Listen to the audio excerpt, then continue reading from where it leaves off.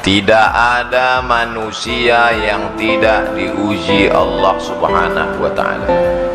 Ahasiban nasu ayyutraku ayyaqulu amanna. Apakah manusia itu menyangka dia dibiarkan begitu saja mengatakan kami beriman? Wa hum la yuftanun, padahal iman mereka belum diuji.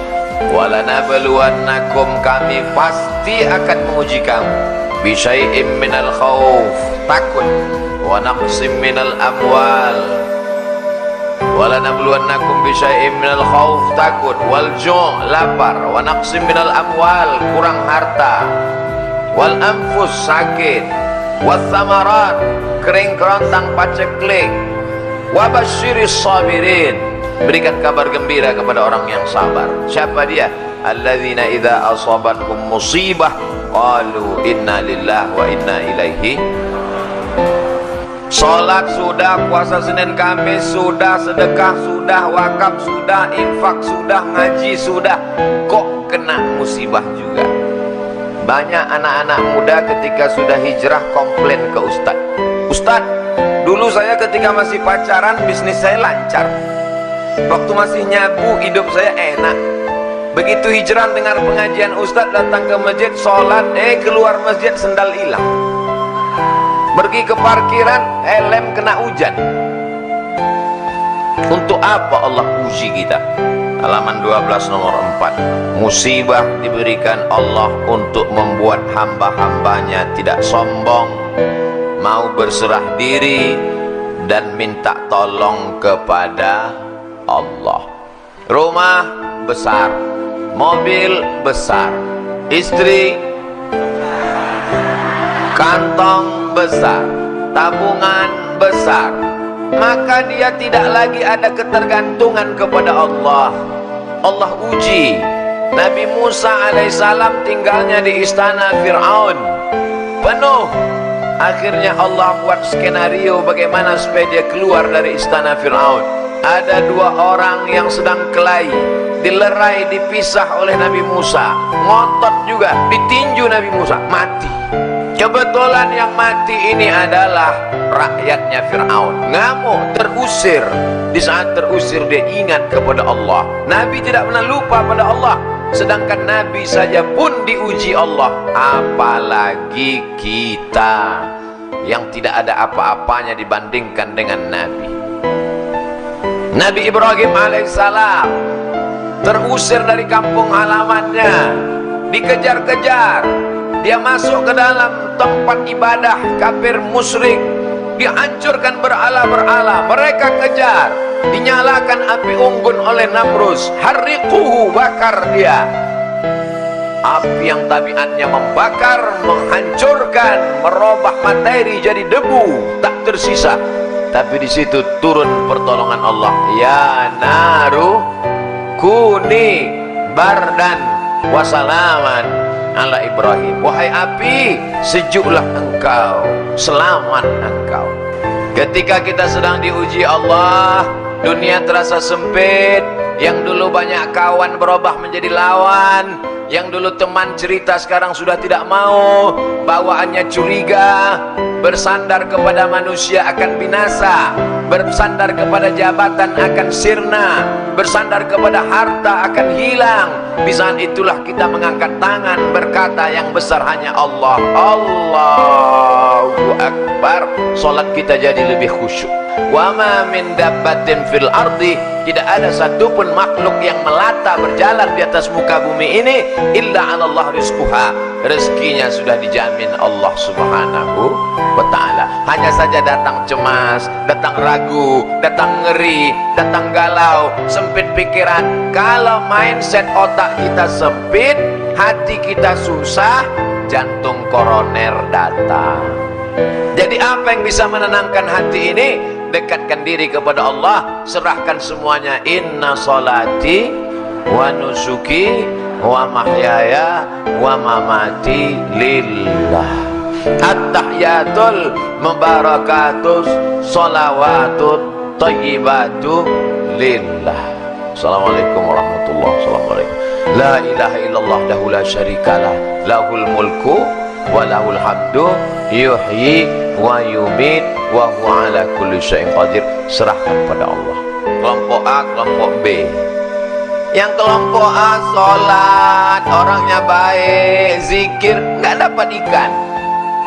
Yang kelompok B nggak sholat, mabuk, minum khamar, ikannya banyak. Kata yang kelompok A, Tuhan nggak adil. Kita yang sholat kok nggak dapat ikan, mereka nggak sholat. Dia lupa bahwa yang sholat diuji kesabarannya, sedangkan yang tidak sholat sedang dipermainkan dengan Pak Ustadz, dulu saya sebelum hijrah bisnis saya lancar-lancar aja. Sekarang setelah hijrah ini sulit, susah. Dulu diuji dengan harta, kau tidak lulus. Sekarang diuji dengan kesulitan pun kau tak lulus juga. Emangnya Allah tidak tahu kalau kita ini layak atau tidak layak menjadi penghuni surga? Allah tahu. Lalu kenapa dia uji kita? Dia mau ngasih tahu diri kita untuk kita sendiri paham. Oh, sesungguhnya aku ternyata nggak lulus jadi penghuni surga. Allah Maha tahu. Wa na'lamu ma tuwaswisu bihi nafsuh. Kami tahu apa yang berbisik-bisik dalam hatimu. Akhirnya kelompok yang sholat tadi nggak sholat subuh. Begitu nggak sholat subuh, mancing, langsung dapat ikan, dan perut ikannya dibelah, ada permata di dalam. Tuh, ternyata kalau nggak sholat dapat rezeki. Tapi ada satu yang ingat dia, Allah sedang menguji kita. Dia serta sampah permata, sampah dunia. Kenapa dia buang? Karena kita mendapatkan ini dalam keadaan kita meninggalkan perintah Allah Subhanahu wa ta'ala. Buangkan, mancing sekali lagi, sholat, taubat, mancing sekali lagi, dapat ikan yang lebih besar, permatanya lebih besar. Allah mengganti kesabaran. Sabar. Sabar bukan berarti hanya sekedar menahan diri, tapi sabar. Banyak orang menyangka sabar ketika nahan diri dari sakit. Sabar ya, sabar ya. Ini sabar paling tinggi. Sabar ketika mendapat ikan ada permata dalam perutnya, dalam keadaan tidak sholat. Inilah sabar yang paling berat. Datang orang ke rumah kita bawa uang 1 koper, mau nyogok kita. Kita kira sabar nggak? Diam. Sakit, sabar. Mati, sabar. Covid, sabar. Demam, sabar. Datang orang mau nyogok 1 miliar. Yang bilang sabar, mudah-mudahan nggak datang. Jadi sesungguhnya ujian itu tidak hanya dalam bentuk kesusahan, tapi juga ada kalanya dalam bentuk ikan yang isi perutnya permata, karena Allah ingin menguji keimanan kita. Ustaz pernah diuji seperti itu ya. Dulu sebelum nikah nggak ada ujian, setelah nikah komen mereka di YouTube. Sabarlah, jangan mengeluh. As-sabru minal iman bimanzilati ra'si minal jasad. Sabar itu seperti kepala. Kalau orang tidak punya kepala, maka orang tidak sabar, sama macam manusia tidak ada kepala. Sabar yang kedua, sabar dalam meninggalkan maksiat. Pacarnya cantik, lebih putih, lebih tinggi, lebih semuanya, lebih kaya, tapi dia sabar untuk memutuskannya walaupun dia dikejar-kejar cewek cantik. Sabar dalam ketaatan. Banyak orang bisa, tapi sabar dalam meninggalkan maksiat berat. Datang orang cantik, punya kekuasaan, mengajaknya berzina, ditarik bajunya, robek dari belakang. Dia berkata, inni akhafullah, aku takut kepada Allah. Siapa dia? Yusuf alaihissalam. Inilah sabar yang paling tinggi. Sabar dalam menolak perbuatan maksiat. Qalbu yang dirundung kesedihan dan kesusahan, berada dalam penjara neraka jahanam. Meskipun hal itu datang untuk kebaikan, kalbu ini akan tetap dalam siksa neraka dunia sampai dia kembali bertauhid.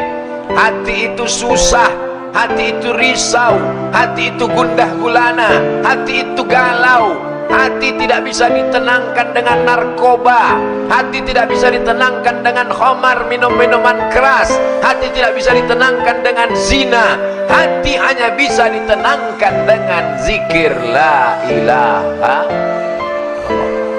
Kalbu itu tidak memiliki jalan untuk lepas dari kesedihan dan kesusahan yang menyiksa, menyakitkan, membinasakan. Salah satu jalannya mahabbah, cinta kepada Allah Subhanahu.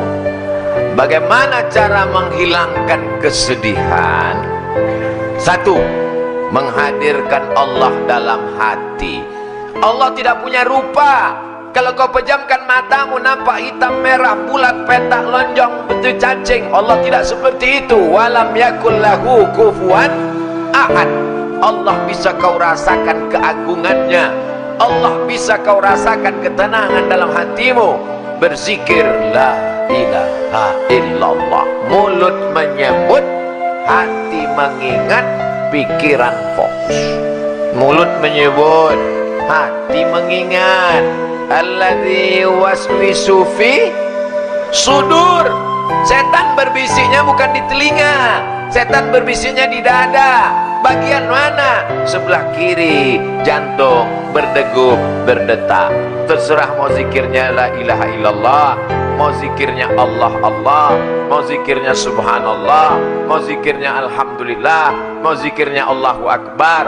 Terserah. Kalau Ustaz Somad sendiri zikirnya apa? Istighfar.